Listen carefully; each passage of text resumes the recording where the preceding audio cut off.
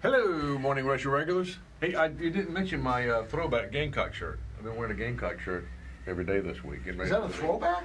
I mean, it's got Under Armour on it. It can't be that old, right? It's, I think this is 3 years ago. Oh. Maybe 4. When I hear throwback, I think back to like the Black Magic days. And Oh, you want me to call my mama? Yeah, get some of the stuff you wore in the 80s. I have to go get the closet at my mama's house. Yeah. Okay. Black Magic's back. Hey, this is Tomorrow's Show Today. Thanks for clicking on it. I'm Jonathon Rush. He's quite a guy.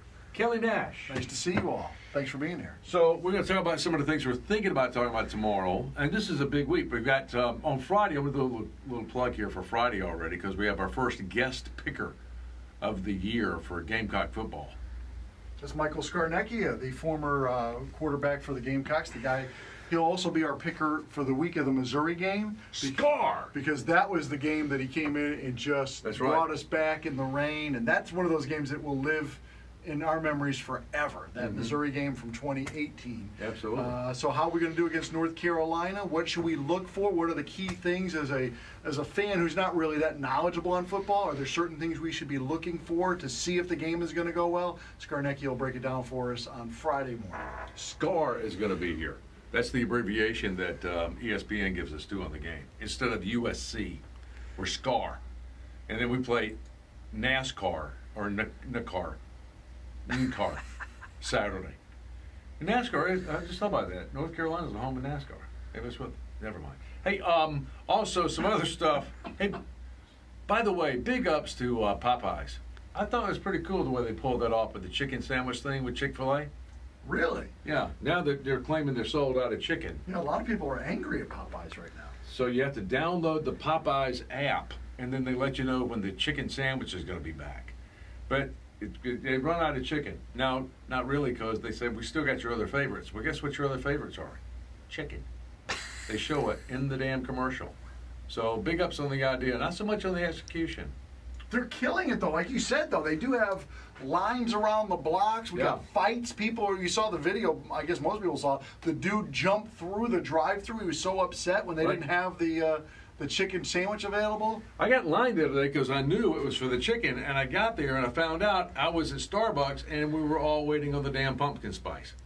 Long line. That's what happened to me. All right, so what else are we thinking about talking about tomorrow? Well, we've got Dave Chappelle is on Netflix now with what is possibly the most politically incorrect comedy piece ever put together. It's making front page news. It's tweeting. You know, it's going viral. You know, do we want to address political correctness? Because a lot of the things are, I mean, they make me cringe, some of the things that he says. However, as a comedian, not me as a comedian, as him being a comedian, I recognize that they need that freedom. They have to have it. To walk into areas What did that George Carlin teach us? I didn't really study George Carlin. What did you just quoted him the other day. I know some of his sayings. I don't know what he taught me. He said something specifically about... Are you talking about political correctness is disguised as politeness, but in fact it is not socialism. It was worse than that. It was it was not Nazism either. I'm trying to remember the one that was in between it. But anyway, George Carlin, not a fan of political correctness. But, you know, do I also think that we should, there are certain taboo subjects, like the kids getting allegedly molested by Michael Jackson. Should that be a topic for comedy? It is on the Chappelle Show. It is now. Dave Chappelle has made jokes about it. A lot of people were very upset about that. Should we, I mean, is that something all comedy is based in a certain amount of truth. And because everything now is falling into a political correctness category, you can't bring up anything, without stepping on somebody's toes. So Chappelle is right. He has to do away with political correctness. Otherwise, he has to put gorilla tape over his mouth. Because all of us would, because you can't say anything. Mm-hmm. We've got a list that you found of the 20 things you should never put in the microwave. And it's funny because I think most people knew these things. I know, I was surprised. I thought I was going to learn something. Only out of the entire list, I learned one thing. I'll share that with you tomorrow. Okay. But everything else is just kind of stupid. Like, don't put bread in the microwave because it makes it soggy. Well, that's why I put bread in the microwave. Because when you get the rolls from Rush's, The next day, tumbleweed, am I right? The next day, they're hard. Mm-hmm. So you got to stick them in the microwave exactly 12 seconds. Mm-hmm. Trust me on this. 13 is too much because they do get soggy. That's why you put them in there. Get a little moisture back in it. It's stupid. But I got questions about this list. I'm going to run through it. Yeah, I remember thinking back in the 70s, the hair dryers didn't have any warning labels on them. By the 80s, they had the little do not use in the tub or That's in a right. shower. Right. That was a Don't better use one. it in the shower. Why would I be using a hair dryer in the shower? But, I remember like my parents or whatever, they would say, that meant there's some idiots out there who are trying to dry their hair in a shower.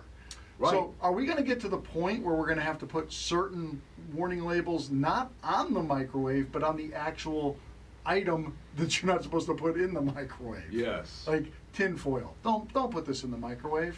Don't put that in there, you idiot. Chinese takeout boxes. Why would you not put that in there? I'll tell you tomorrow. The best drivers in America list has come out according to Allstate. This is what they've done is they just looked at years between claims. The number one city for drivers is Boise, Idaho. Okay. Brownsville, Texas is number 2.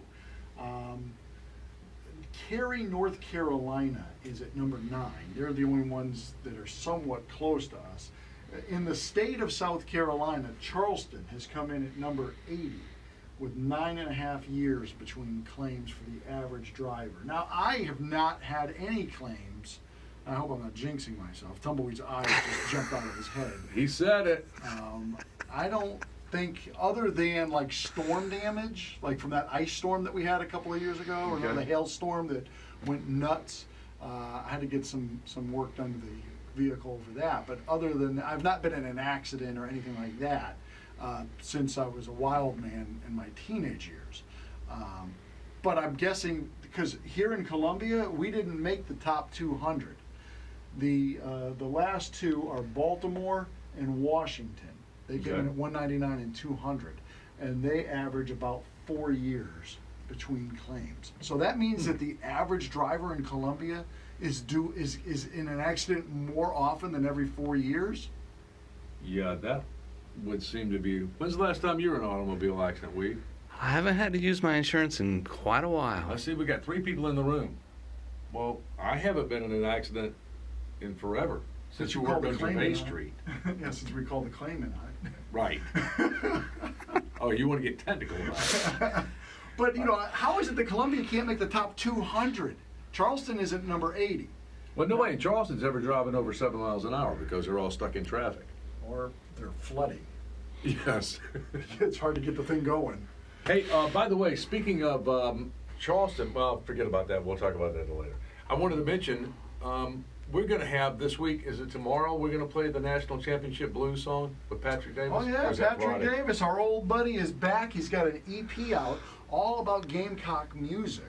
And I think the lead single is, like you said, the Championship Blues that he wrote, I guess, the night after Clemson won their second 2016, national, or their yeah. second and third year, Yeah. 3 years. But when they won that national championship, it broke his heart, as it did all Gamecock fans, that Clemson is doing so well. So he wrote a song called the National Championship Blues. And we'll play that and have Patrick Davis on tomorrow. What time are you thinking about doing that? Is that an early thing? Is that like a 5:45 thing? Yeah, we'll do it early tomorrow, and then we'll do it late on Friday. We'll do it again. We'll do it tomorrow and Friday.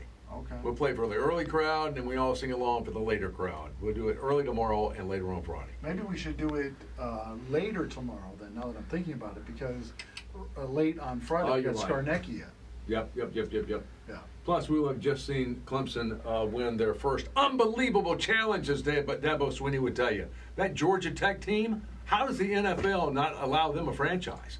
That's what Dabo would tell you. That's that team is sarcasm. incredible. Oh my gosh, the sarcasm. Hey, I do have a question. This is not political. Here's a political story, but I got a non-political question. So Mark Sanford has announced that he's thinking about running for president, right? So Donald Trump called him out and called him Mr. Appalachian Trail. Mm-hmm. Now, was there a defining moment in your life where you got a nickname out of it and it stuck? Well, that's not a nickname that really stuck for Sanford. When he was here recently visiting us, neither one of us called him by that nickname. I don't know. Well, we didn't call him by that nickname, no. Hey, Mr. Appalachian Trail, how's it going? What's going on, brother? Let's go hiking, huh? Thanks for an awkward interview on the DOC. Something that people call you behind your back, passively. Right. Only Trump calls you that on Twitter. Okay. What does Donald Trump call you on Twitter? We got our own mayor is attacking Donald Trump now on Twitter. Exactly. Steve Benjamin, the mayor of Columbia, Be going after interesting Donald to Trump see if yesterday. Trump responds to that and what nickname they give him. That would be funny. By the way, 6:15 tomorrow morning.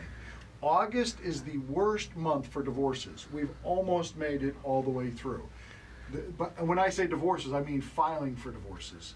And why is that? We'll give you the reasons tomorrow as to why August is the worst month. And something for maybe next week, I want to allow this to sink in.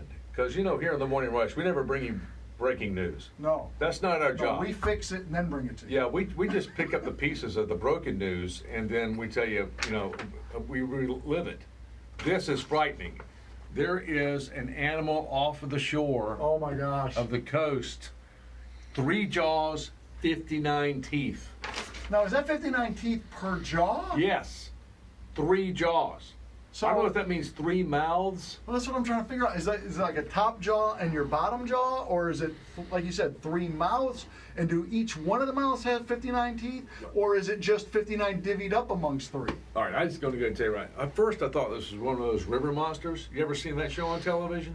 The fish, particularly the one that bites men's genitalia off. And guys still go back in the river. Hello? All right, so, but it's not that. It's a leech. Now, we'll But put it prefers humans over anything else.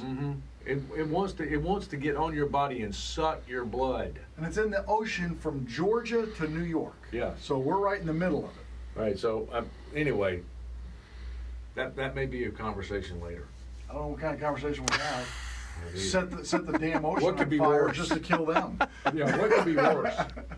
Hey, listen, all right, we got to wrap this thing up. All right, we're done. Tomorrow, you remember you can call us at 978-WCOS, 978-9267. You can always reach out to us on Facebook and Twitter.